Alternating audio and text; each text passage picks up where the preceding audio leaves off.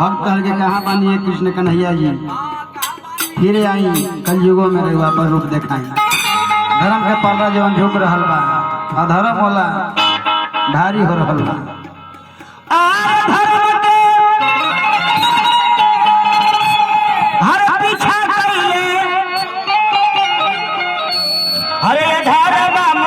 कन्हैया जी हो कन्हैया जी हो हरे तो डूबता धारा कन्हैया जी हो डूबता धारा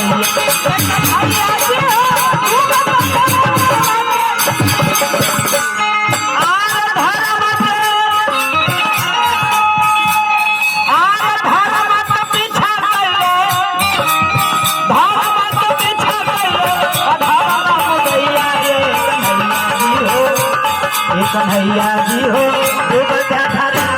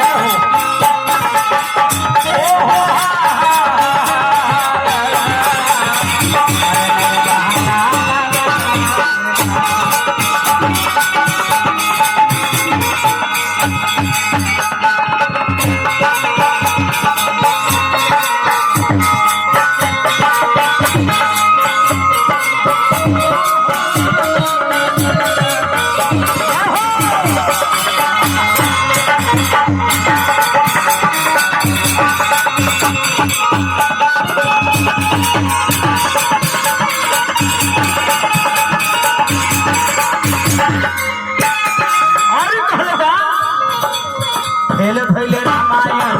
भेल भैल गीता भेल रामायण भेल भैल गीता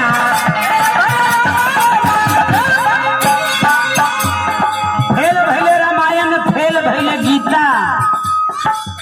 भेल भैल राधा किशोर भेल राम सीता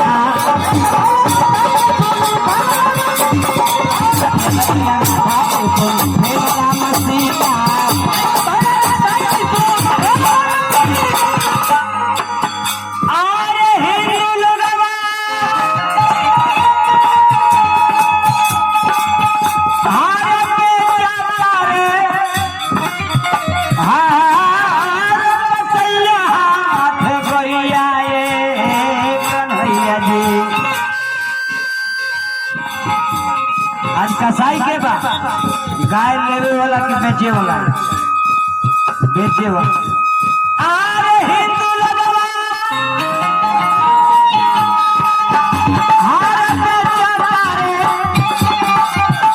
हरे कसैया हाथ गैया ये